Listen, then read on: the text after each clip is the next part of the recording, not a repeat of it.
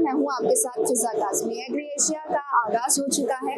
तमाम कृषि से जुड़ी कंपनियां हैं।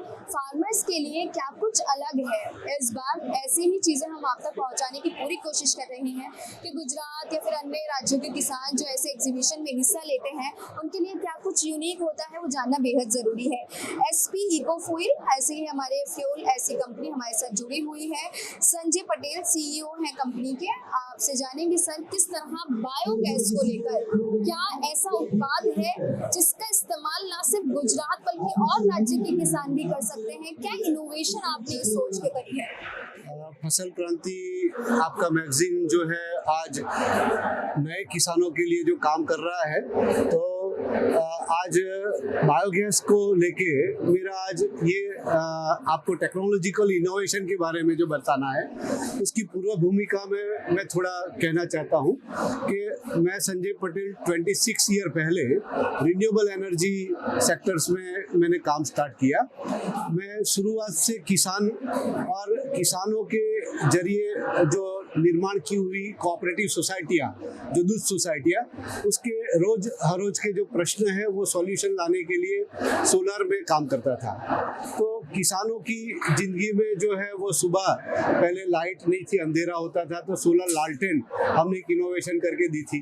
और किसान की दूध सोसाइटी है, उसमें जब लाइट नहीं थी तब लोग दूध में पानी ना मिलाए और टेस्टिंग ना हो, उसके लिए मैंने देश का सर्वप्रथम सोलर पावर पैक्स 96 में इन्वेंशन करके अमूल और 2800 मिल्क कोऑपरेटिव में हमने लगाया। देखा गया कि गांव में जब हम जाते थे तो गोबर की मात्रा जो घरों के बाहर और खुले रास्ते पर लोग गोबर के ढेर करते थे, जिससे गांव पूरा गंदा होता था।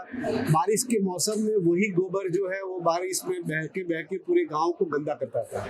माखी, मच्छर और अनहाइजेनिक अनहेल्दी कंडीशंस जो मैं देखता था, तो सोचता था कि क्या मैं उसमें कुछ कर पाऊँ और क्या मैं उसमें कुछ बदलाव लाके ऐसी एक टेक्नोलॉजी का निर्माण कर पाऊँ कि जो यूजर फ्रेंडली हो, सेफ हो, एफिशिएंट हो, अफोर्डेबल हो।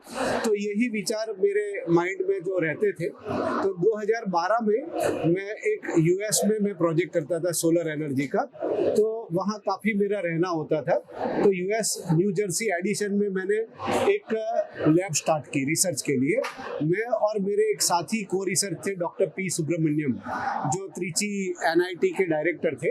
हम दोनों ने एक 8 लोगों की टीम बनाई और एक पाया गया कि पीवीसी कोटेड फैब्रिक्स न्यूयॉर्क और उसके अगल बगल के फैक्ट्रीज में पैरासूट, फ्लोटिंग ब्रिज और एरोनॉटिकल एप्लीकेशंस में यूज होता है।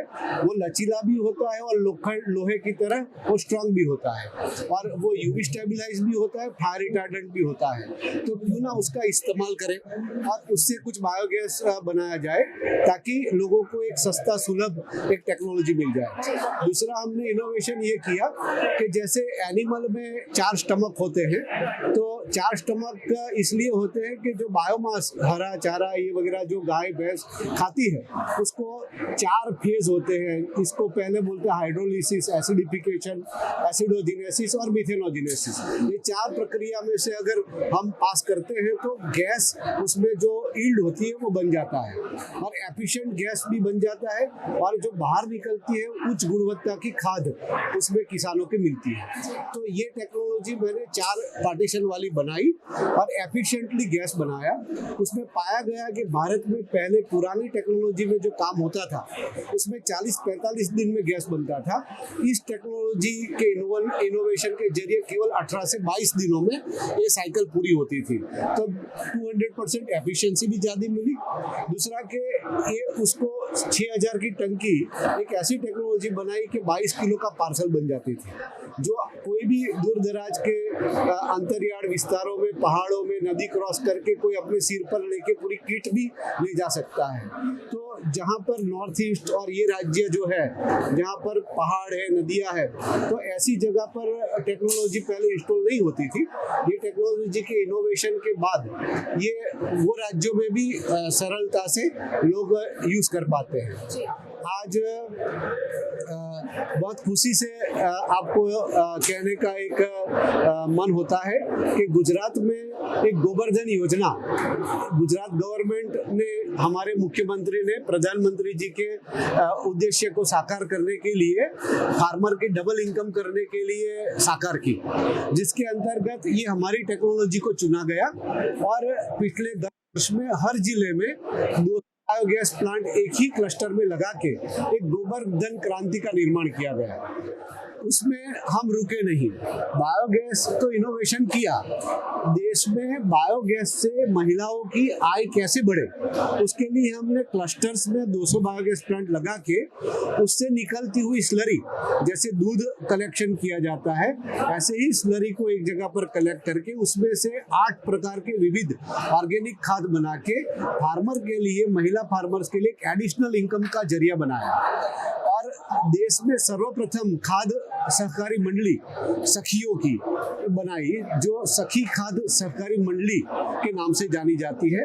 तो आनंद, जहां अमूल की शुरुआत देश में सर्वप्रथम हुई थी, वही जिला में मुझकुआ की बहनों को लेके हमने 200 बहनों को लेके एक खाद सहकारी मंडली बनाई, जो आज इतनी सक्सेस है कि सालाना 1.5 से 2 करोड़ रुपए का वो ऑर्गेनिक फर्टिलाइजर बना के मार्केट कर रही है और हर घर में 50-60 हजार रुपया से 1 लाख तक एडिशनल इनकम भी जनरेट होती है। हर महीने 2 सिलेंडर इक्विवेलेंट मुफ्त में गैस भी मिलता है और ये मॉडल इतना सक्सेस हुआ कि आज 20 राज्यों में रेप्लिकेट हुआ है। बहुत बहुत शुक्रिया सर। सर ने एक ही सवाल में हमारे कई चीज़ों के जवाब भी दे दिए हैं। संजय पटेल सर ने किस तरह से बायोगैस का एक यूनिक आइडिया, एक यूनिक कॉन्सेप्ट हमारे बीच मौजूद रहा, जो किसान आज किसानों के लिए मौजूद भी है और जो महिलाएं हैं उनके लिए भी एक यूनिक कॉन्सेप्ट है। बहुत बहुत शुक्रिया सर आपका हमारे साथ जुड़ने के लिए। कृषि से संबंधित और भी तमाम जानकारी आप तक पहुँचाते रहेंगे। आप जुड़े रहिए फसल क्रांति के साथ।